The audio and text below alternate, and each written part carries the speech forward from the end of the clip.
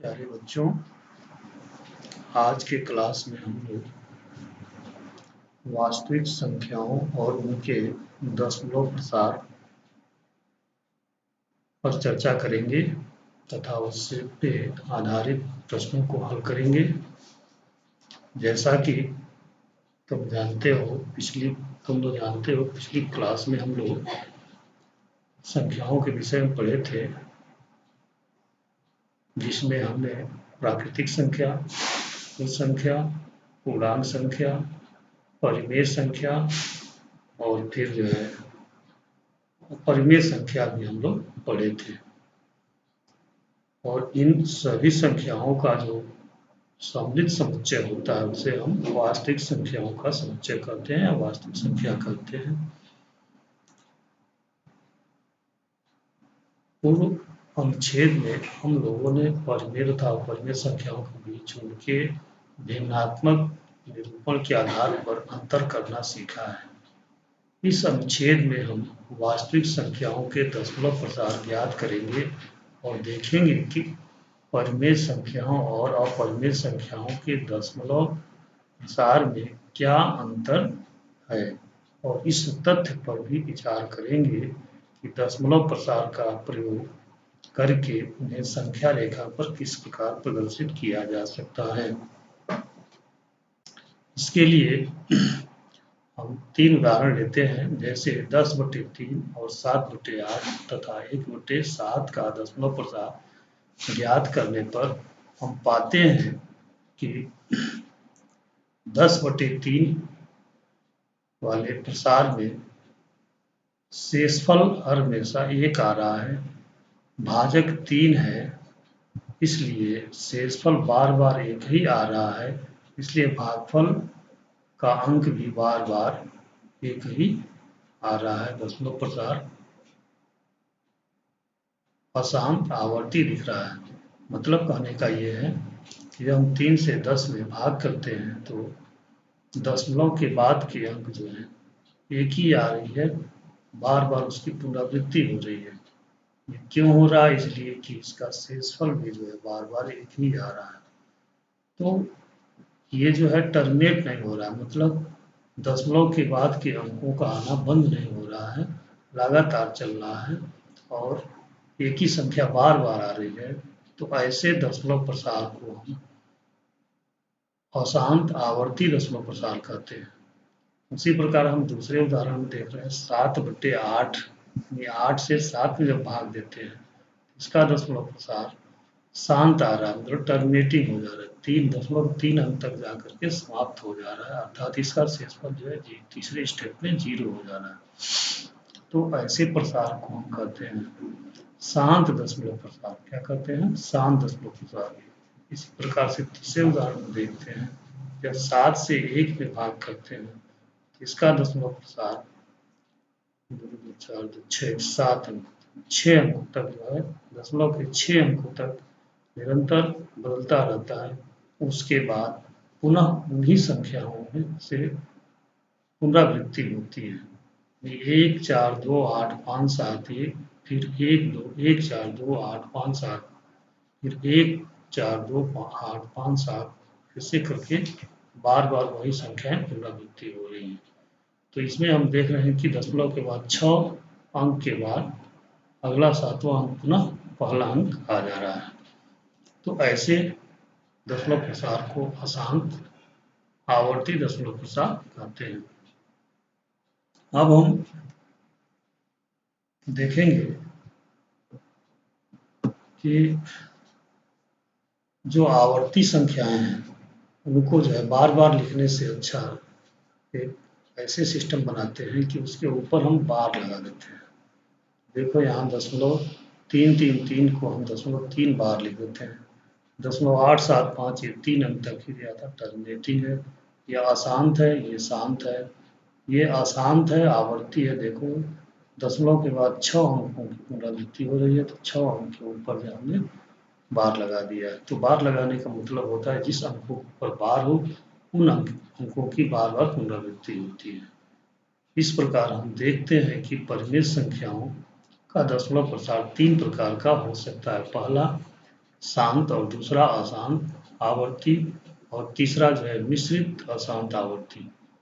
परिमेय संख्याओं के दशमलव प्रसार 3 प्रकार से हो सकते हैं। पहला जो है शांत दशमलव प्रसार, दूसरा अशांत आवर्ती दशमलव प्रसार और तीसरा मिश्रित अशांत आवर्ती दशमलव प्रसार। इसका हमने चार्ट भी बना दिया है। परिमेय संख्याओं का दशमलव प्रसार 2 प्रकार से, शांत और अशांत। अशांत भी 2 प्रकार से, अशांत आवर्ती और मिश्रित अशांत आवर्ती। शांत दशमलव प्रसार या शांत दशमलव संख्याओं को p/q के रूप में लिखने के लिए, जैसे हम दे दें कोई संख्या इस तरह से जो दशमलव के रूप में प्रसारित हो और इसको कहे कि p/q के रूप में लिखो, तो हम इसका अध्ययन पिछली जूनियर क्लासों में भी किए हैं कि जब हम दशमलव को हटाना चाहते हैं तो देखते हैं दशमलव कितने स्थान पर लगा है। 3 स्थान पर लगा है।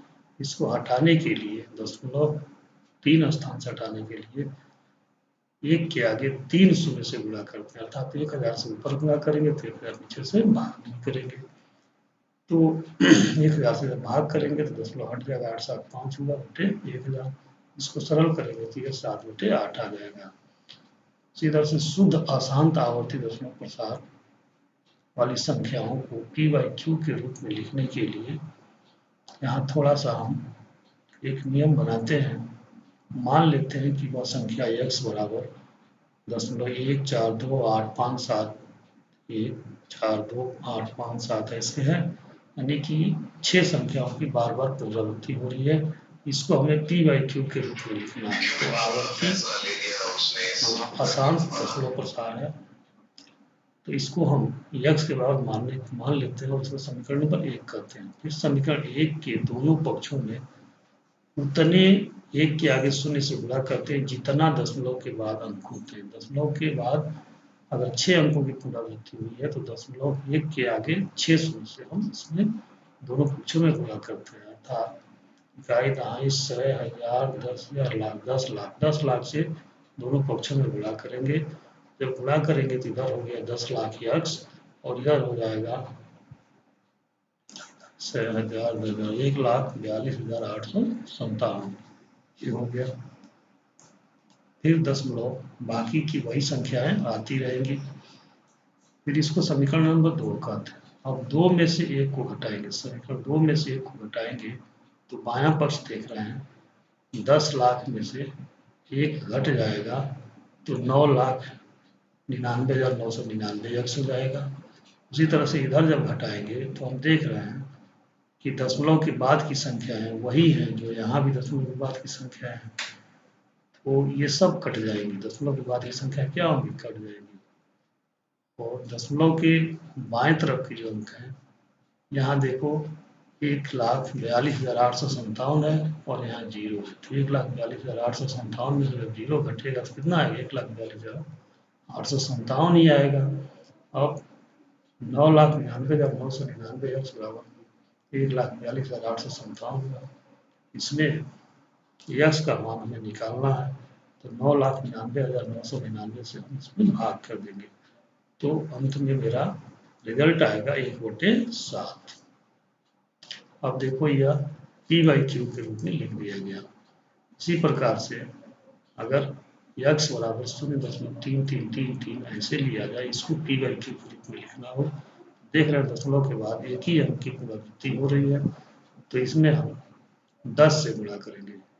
10 से दोनों पक्षों में गुणा करेंगे। 10 x 3.333 दूसरा समीकरण हो गया। फिर दूसरे समीकरण वाले समीकरण घटाएंगे, घटाने पर जो है 9x बराबर 3 मिलेगा।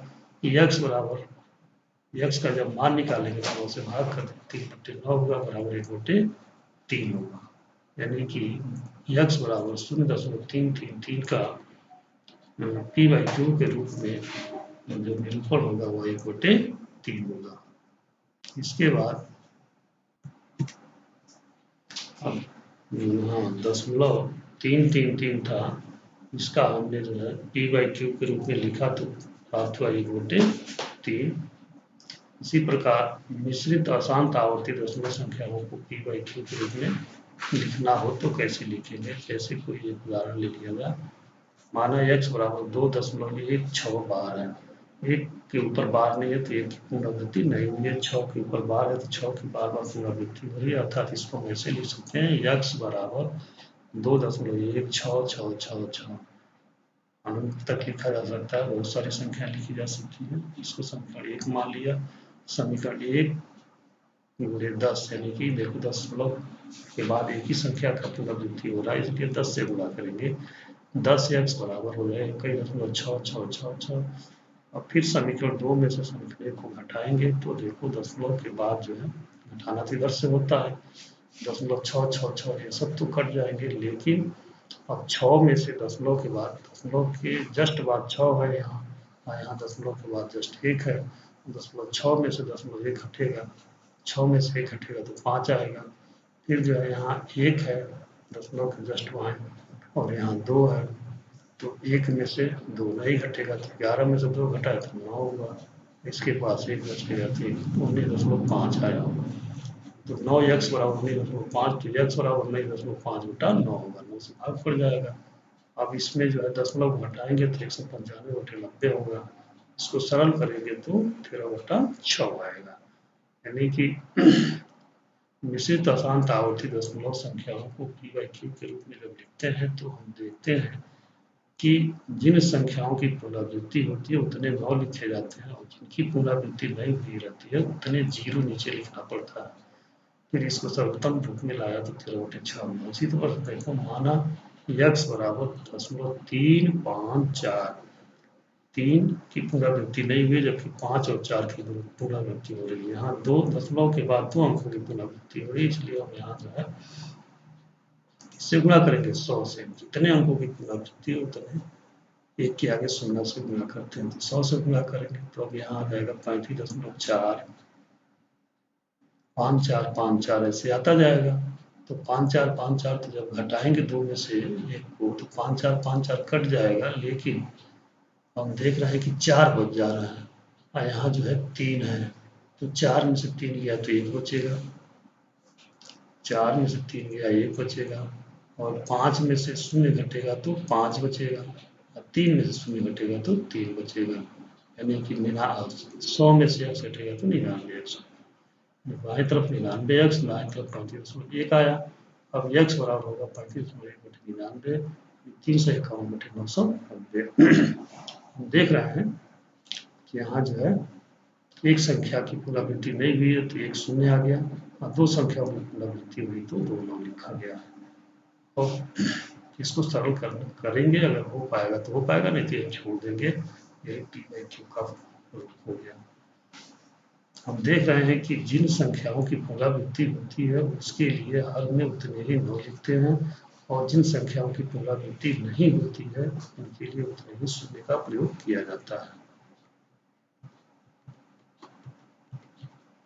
अब प्रश्नावली 1.3 के सवाल है, निम्नलिखित भिन्नों को दशमलव रूप में लिखिए और बताइए कि प्रत्येक का दशमलव प्रसार किस प्रकार का है। तो हम देख रहे हैं 36/100 का जब दशमलव प्रसार करेंगे, 100 से भाग करेंगे, 0.36 होगा तो शांत हुआ, 11 से 1 में भाग देंगे तो ये आएगा जो कि अशांत आवर्ती दिख रहा है। उसी तरह से बाकी का करेंगे तो 4 से 1/8 का जब 8 से भाग करेंगे तो 4.0125 आ रहा है जो कि शांत है। 3 में 13 से भाग करेंगे तो अशांत आवर्ती आएगा। 329 में 400 में भाग करेंगे तो जो है ये शांत आएगा। तो देख रहे हैं जो दशमलव के कुछ स्थानों तक कट जाते हैं उनको शांत करते हैं, और जो दशमलव के कुछ स्थानों तक नहीं कटते हैं उन्हें अशांत करते हैं, और तीसरा है कि दशमलव के कुछ स्थानों तक कटते भी नहीं है और बार बार एक ही संख्या आती रहती है तो उसको जो है अशांत आवर्ती करते हैं। दूसरा है आप जानते हैं कि 1/7 बराबर इतना है, वास्तव में लंबा भाग दिए बिना क्या आप ये बता सकते हैं कि 2/7, 3/7, 4/7, 5/7, 6/7 के दशमलव प्रसार का क्या है? यदि हाँ, दशमलव प्रसार क्या है? यदि हाँ तो कैसे? अब देखो 2 × 1/7 लिख सकते हैं, 3 × 1/7 लिख सकते हैं, 4 × 1/7 लिखते हैं, 5 × 1/7 लिखते हैं, 6 × 1/7 लिखते हैं। इनके जगह पर जो है हम 2 × 1/7, 3 × 1/7, 4 × 1/7, 5 × 1/7, 6 × 1/7 लिख सकते हैं, और 1/7 का मान कितना है, तो 0.142857 का बार है। तो फिर हम इसको लिख सकते हैं 2 × 10.142857 का बार, 3 × 10.142857 का बार, 4 × 10 5 × 6 गुणे, यानी कि 2 गुना 3 गुना 4 गुना 5 गुना 6 गुना करने पर संख्याएं बदल जाएंगी, लेकिन पुनरावृत्ति का क्रम वही रहेगा। तो जब संख्याएं बदलेंगी, पुनरावृत्ति का क्रम वही रहेगा, तो कहा जा सकता है कि 2/7 का दसमों प्रसार भी जो है अशांत आवर्ती होगा, 3/7 का भी दसमों प्रसार अशांत आवर्ती होगा, 4/7 का भी दसमों प्रसार अशांत आवर्ती होगा, 5/7 का भी दसमलव प्रसार अशांत आवर्ती होगा, 6/7 का भी दसमलव प्रसार अशांत आवर्ती होगा, क्योंकि 2, 3, 4, 5, 6 गुणा जाएगा वह अशांत आवर्ती दसमलव प्रसार है।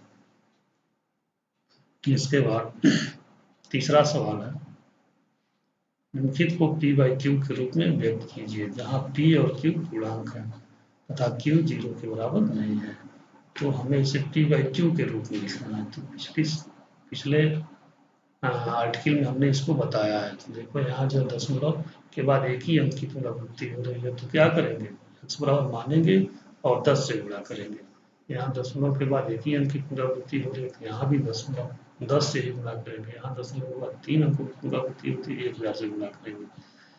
फिर यहाँ देखो एक अंक की पुनरावृत्ति 4 की नहीं हो रही है, ठीक है, तो 4 की पुनरावृत्ति नहीं हो रही है, तो कितने शून्य इसके नीचे आएंगे, 9 के आगे एक 9 रहेगा, एक शून्य होगा, 90 होगा नीचे। यहाँ जो है 3 9 होंगे, यहाँ कितने 9 नीचे रहेंगे, एक 9 रहेंगे। हमने इसको हल किया है, देख लेना। इसके बाद प्रश्न नंबर 4 है, 10.999 को p/q के रूप में व्यक्त कीजिए, क्या आप अपने उत्तर से आश्चर्यचकित हैं। तो इसमें कहानी इसकी ये है, 10.9999 ये 1 के बहुत करीब है। मान लिया जाए कि x बराबर इतना, दशमलव के बाद एक ही संख्या है 9 जिसका बार बार पुनरावृत्ति हो रहा है, इसलिए हम 10 से गुणा करेंगे तो 9.999 होगा। समीकरण नंबर 2 का दिया, समीकरण 2 में से 1 को घटाएंगे तो ये 9 9 9 तो कट जाएंगे, ये 9 बचे, 9 में शून्य गया 9 बचेगा, तो 9x बराबर 9 यानी x बराबर 1 हो गया। अभी हमने x बराबर माना था 10.999 और यहाँ x का मान कितना आ गया, 1 आ गया। ये हमको आश्चर्यचकित करता है कि जो 1 से कम था, पूर्णांक नहीं था, वो कैसे पूर्णांक हो गया। तो पूर्णांक इसलिए हो गया कि 10.999 1 के बहुत करीब है, इसलिए पूर्णांक आता है। अब पांचवा सवाल है, p/q के रूप में प्रदर्शित कीजिए। 0.2555 0.123 बार। यहाँ देख रहे हैं पहले सवाल में 2 की पुनरावृत्ति नहीं हो रही है और 5 की पुनरावृत्ति हो रही है, तो एक ही अंक की पुनरावृत्ति हो रही थी, इसमें भी 10 से गुणा करेंगे। यहाँ भी देख रहे हैं एक ही अंक की पुनरावृत्ति हो रही है, 10 से ही गुणा करेंगे। बाकी प्रक्रिया वैसे ही करेंगे, समीकरण 1 मानेंगे, उसमें 10 से गुणा करेंगे, फिर 10 वाले समीकरण से पहले वाले समीकरण घटाएंगे, घटाने के बाद से जो बचेगा वहाँ से x का मान निकालेंगे और उसको सरल कर लेंगे। वही प्रक्रिया है, कोई नया नहीं है। छठा सवाल है, 1/17 के दशमलव प्रसार में अंकों की पुनरावृत्ति खंड में अंकों की अधिकतम संख्या क्या हो सकती है। अब देखो 1/17 से जब हम 1 को डिवाइड करेंगे तो हम देखेंगे, लंबी भाग प्रक्रिया अपनाएंगे तो पाएंगे कि जो है इसमें जो दशमलव के बाद की संख्याएं हैं वो कुल 16 आ रही है। 16 के बाद फिर जो है रिपीट होगा, तो इसके दशमलव प्रसार में दशमलव के बाद कुल संख्याएं कितनी आएंगी, तो 16 आएंगी। करके देख लेना। सातवां है कि p/q q is not equal to 0 की परिमेय संख्याओं के अनेक उदाहरण लीजिए जहां p और q पूर्णांक है जिनका एक के अतिरिक्त में कोई घनिष्ठ गुणनखंड नहीं है और जिसका आसान दशमलव निरूपण है। क्या आप अनुमान लगा सकते हैं कि q कौन सा गुण संतुष्ट करना चाहिए। तो इसके लिए हम कुछ उदाहरण लेते हैं, जैसे 9/5 है, 7/2 है, 3/5 है, 6/5 है, 9/10 है। हम देख रहे हैं कि 5 से भी 9 को काटे तो इसका भी शांत दशमलव प्रसार मिलता है, 2 से भी 7 को काटे तो दशमलव प्रसार शांत मिलता है, 5 से 3 को काटे तभी दशमलव प्रसार शांत मिलता है, 5 से 6 काटे तभी शांत मिलता है, और 9 को 10 से काटे तभी दशमलव प्रसार शांत मिलता है। यानी हम देख रहे हैं कि 5 और 2 अगर हर में है केवल, या तो 5 हो या 2 हो, क्यू का मान या तो 5 हो या 2 हो, अब 5 और 2 दोनों हो, ऐसी अवस्था में जो दशमलव प्रसार होगा वो शांत होगा। लेकिन 5 और 2 के अलावा अगर कोई दूसरी संख्या आ गई, तीसरी संख्या आ गई, तो दशमलव प्रसार शांत नहीं रहेगा। अर्थात जो इससे प्रश्न का निष्कर्ष निकल रहा है वो ये निकल रहा है कि क्यों कोई भिन्न जो है या कोई परिमेय संख्या शांत किसी परिमेय संख्या का दशमलव प्रसार शांत तभी हो सकता है कि जब उसका हर जो है या तो 2 हो या 5 हो या 2 और 5 का गुणज हो। तो नीचे लिख दिया दशमलव प्रसार दे रहे हैं, अतः हम कह सकते हैं कि क्यू का मान या तो 2n के रूप का हो, या 5n के रूप का हो, या 2n into 5 के प्रकार का होना चाहिए। 8वां सवाल ये है कि कुछ उदाहरण दो जो अपरिमेय संख्याओं का उदाहरण हो। देखो ये अपरिमेय संख्याओं का उदाहरण है, क्या इसकी विशिष्टता है। देखो दशमलव के बाद की जो संख्याएं हैं वो निरंतर एक तो टर्मिनेट नहीं हो रही, कहीं खत्म नहीं हो रही, लेकिन पुनरावृत्ति भी नहीं हो रहा, बराबर बदल रहे हैं। देखो 1 0 1 है, 2 0 हो गया, 0 0 हो गया, तो हर हमेशा बदल रही है और शांत भी नहीं है।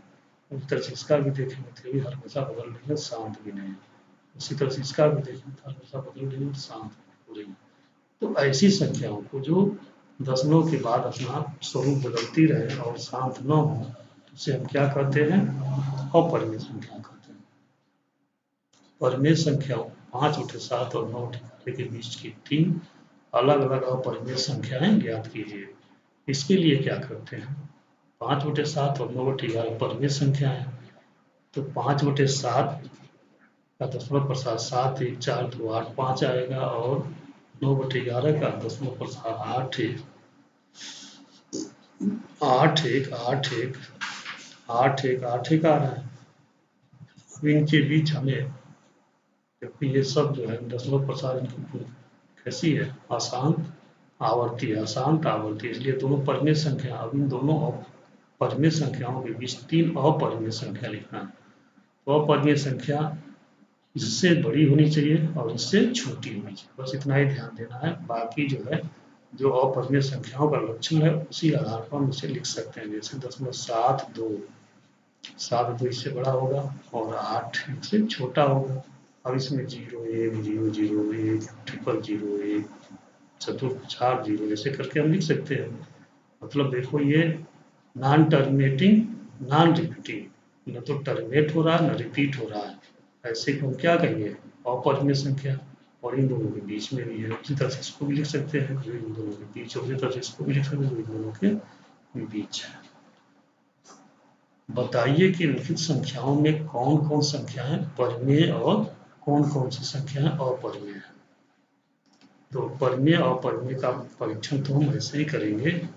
अब देख रहे हैं कि ये करड़ी में 23, ये जो है पूर्ण वर्ग संख्या नहीं है, 23 जो पूर्ण वर्ग संख्या नहीं है, इसलिए इसका वर्गमूल निकालेंगे तो क्या होगा, अपरिमेय संख्या होगा।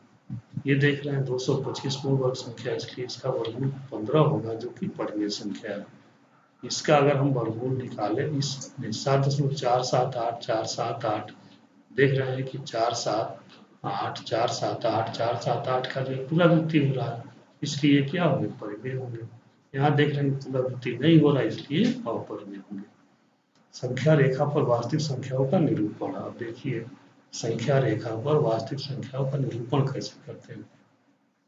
तो हम लोगों ने पिछली कक्षाओं में पूर्णांक संख्या और परिमेय संख्याओं को संख्या रेखा पर निरूपित करना सीखा है, और हम यह भी जानते हैं कि संख्या रेखा पर प्रत्येक बिंदु किसी न किसी बस वास्तविक संख्या को प्रदर्शित करता है। इसलिए अब हम ऐसी संख्याओं को प्रदर्शित करना सीखेंगे जो शांत या अशांत आवृत्ति है। शांत या अशांत आवृत्ति है, इन्हें हम संख्या रेखा को दिखाएंगे। या ये कह लें कि ऐसी संख्याओं को दिखाएंगे जो दशमलव के बाद 3 अंक रखते हो, 4 अंक रखते हो, 5 अंक रखते हो। उन संख्याओं को हम कैसे संख्या रेखा पर दिखाएंगे। तो इसके लिए हम क्या करते हैं, एक उदाहरण लेते हैं। जैसे 2.665 को हमें दिखाना है, संख्या रेखा पर 2.665 को दिखाना है। तो हम देखेंगे कि 2.665 किनके बीच है। तो दो पूर्णांक संख्या लेंगे, 2 और 3। 2 और 3 के बीच में 2.665 आएगा। तो 2 और 3 के बीच की दूरी को 10 बराबर भागों में बांट देंगे। 10 बराबर भागों में बांटने से लाभ ये होगा कि पहला जो भाग होगा वह दशमलव का 10 भागों में बांटेंगे तो पहले भाग का मान 1/10 होगा, दूसरे भाग का मान 2/10 होगा, तीसरे भाग का 3/10 होगा। तो 1/10 में 10 का भाग देंगे कितना आएगा, 0.1 आएगा। तो पहला जो चिन्ह है वो 2 का है। अब दूसरा उसका छोटा खाना है, उसका मान कितना होगा, 0.1। दूसरे 0.2, तीसरे का 0.3, ऐसे होगा। तो हम लिख सकते हैं पहले खाने का मान होगा 2.1, दूसरे का 2.2, तीसरे का 2.3, ऐसे करके 2.6, 2.7, 2.8 होगा। तो हम यहाँ देखते हैं कि 2.665 जो है 2.6 और 2.7 के बीच में होगा। 2.6 और 2.7 के बीच में होगा। फिर अब क्या करेंगे, 2.6 और 2.7 को ले जाएंगे और फिर इसका आवर्धन करेंगे, फिर इसको फैलाएंगे। 2.6 और 2.7 के बीच जो है की दूरी को फिर 10 बराबर भागों में बांटेंगे। जब 10 बराबर भागों में बांटेंगे तो पहले से भी 10 बराबर भागों में बटा था, अब फिर 10 बराबर भागों में बटेगा। तो अब हो जाएगा 1/10 × 10 यानी कि 0.01 खाने का मान होगा 0.01।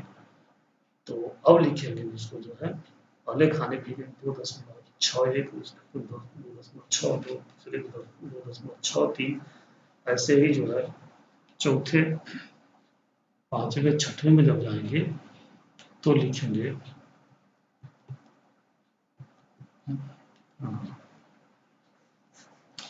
2.6 और 2.7 के बीच में जब 10 बराबर खानों में बांट देंगे तो अब आएंगे यहाँ पर 2.66 और 2.67। जो हमारी संख्या है 2.665 किसके बीच होगा, 2.65 और 2.67 के बीच होगा। फिर उस दूरी को लेंगे और फिर उसका आवर्धन करेंगे। 2.66 और 2.66 और 2.67, इसको फैलाएंगे और फिर इसको 10 भागों में बांटेंगे। 1, 2, 3, 4, 5, 6, 7, 8, 9। फिर ये देखो 2.665 हुआ, ये 2.666 हुआ, ये 2.667 हुआ। हमें क्या चाहिए, 2.665 चाहिए। तो 2.665 कहाँ गया, यहाँ पे आ गया। यही हमारा जो है 2.665, ये मेरा उत्तर। या यही बिंदु जो है संख्या रेखा पर हमारे दिए गए संख्या को निरूपित करेगा, 2.665।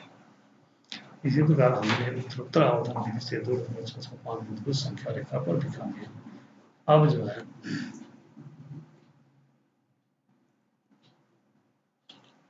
एक दूसरा उदाहरण लिया जाए। जैसे 5.37 बार दशमलव के 5 स्थानों तक संख्या रेखा पर दिखाना है। तो 5, 3, 7, 3 की पुनरावृत्ति नहीं हो रही है, 7 की पुनरावृत्ति हो रही है। हमें दशमलव के 5 स्थान तक दिखाना है। तो एक तो 3 हो गया, 4, 7 ले लिया गया, यानी कि 5.377777। ये किसके बीच में होगा, तो 5 और 6 के बीच में होगा। तो 5 और 6 हम लेते हैं संख्या रेखा को और इसको फैलाते हैं 5 और 6 को फैला देते हैं, इसके बीच में 10 छोटे छोटे खाने खींच देते हैं, प्रत्येक खाने का मान 10.1 होगा। अब चूंकि हमको दिखाना है 5.377, तो 5.3 और 5.3 यहाँ है और 5.4 यहाँ है। इसका मान जो है 5.3 और 5.4 के बीच में ही होगा। 5.3 से ये बड़ा है और 5.4 से छोटा है, तो बीच में होगा। तो फिर इसको हम लेंगे और इसको एक्सपेंड करेंगे, फैलाएंगे, तो 5.3 और 5.4 के बीच की दूरी को पुनः 10 भागों में बांटेंगे। एक भाग का मान 0.01 होगा, दूसरे का 0.02 होगा। फिर इसको जो है लिखेंगे 5.31, 5.32, 5.33, 5 के 2 स्थान तक हो गया। अब यहाँ हम देखेंगे 5.37 और 5.38, दो बिंदु ऐसे हैं जिनके बीच में ही जो है 5.377 पड़ेगा। तो फिर इस दूरी को लेंगे और फिर इसको एक्सपेंड करेंगे, आवर्धित करेंगे 5.37 और 5.38, फिर 10 बराबर भागों में बांटेंगे और फिर ये दशमलव के 3 स्थान तक जाएगा। 5.37 एक इसको कहेंगे, 5.372 कहेंगे, 5.373 कहेंगे, 5.374 कहेंगे, 5.375 कहेंगे, 5.376 कहेंगे, 5.377 इसको कहेंगे और ये 5.378 हो जाएगा। मेरा प्रश्न है वो 5.377 और 5.378 के बीच में ही आएगा, यानी इस दूरी को लेकर फिर इसको आवर्धित करेंगे, फैलाएंगे और 10 बराबर भागों में बांटेंगे। 5.377 और 5.378 को बांटेंगे 10 बराबर भागों में, तो देखेंगे कि 5.377 और 5.377 यहाँ आएगा। फिर जो है इसको हम चूंकि 5 स्थानों तक दशमलव करना है, तो फिर इसको लेकर के फिर 10 बराबर भागों में बांटेंगे। 5.377 और 5.3778 हो जाएगा। इनको बांटेंगे तो 10 बराबर भागों में, तो ये हो जाएगा 5.3777 ये हो जाएगा। यही हमारा उत्तर वाला पॉइंट है, इसे हमें प्राप्त करना था।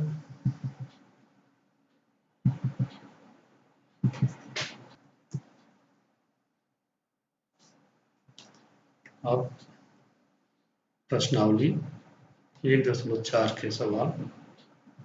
उत्तरोत्तर आवर्धन द्वारा संख्या रेखा पर संख्या 3.765 की स्थिति निर्धारित कीजिए।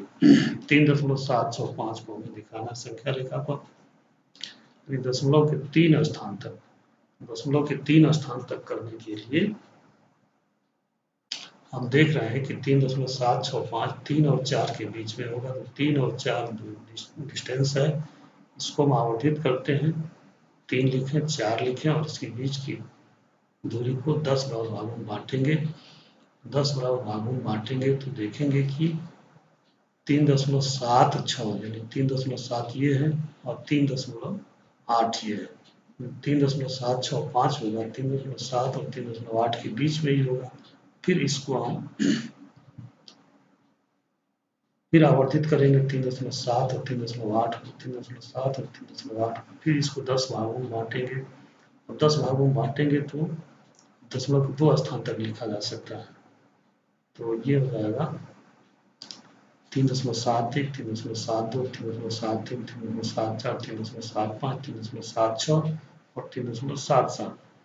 जो मुझको पाना था 3.765 और 3.76 और 3.77 के बीच में आएगा, यानी इनके बीच में आएगा। तो इन दोनों इस दूरी को फिर हम आगे आवर्धित करते हैं 3.76 और 3.77 को, फिर 10 भागों में बांटेंगे तो देखेंगे कि आ जाएगा 3.766 में दिखाना है 3.765, 3.765 वाला जो है बिंदु हमारा ये है, इसी को हम अपना उत्तर बिंदु कहेंगे 3.765। ऐसे ही चौथा सवाल भी है, इसे भी कर सकते हैं। 4 और 5 के बीच में है, 4 और 5 के बीच में है, तो इसको 4 और 5 के बीच में 10 बराबर भागों में बांटेंगे। फिर 4.2 और 4.3 के बीच में, 4.2 और 4.3 के बीच में ही होगा। इसका निकटतम वैल्यू निकालें तो 4.2 और 4.3 के बीच में ही होगा, तो 4.2 और 4.3 लेते हैं।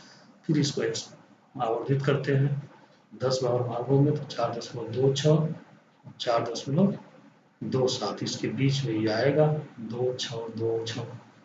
तो फिर इसको भी लेते हैं, तो दशमलव के 4 स्थान तक जाना है, अभी 2 ही स्थान तक गए हैं, तो फिर इसको 10 बराबर भागों में बांटेंगे, दशमलव के 3 स्थान तक आएंगे, फिर आगे बढ़ेंगे, फिर इसको 10 भागों में बांटेंगे, दशमलव के 4 स्थान तक आएंगे।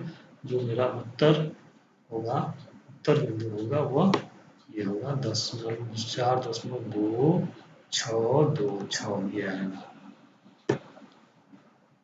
ये हमारा उत्तर हो जाएगा। आज का हम लोगों का वीडियो या हम लोगों का क्लास यही खत्म होता है। फिर अगले क्लास में मिलेंगे। धन्यवाद।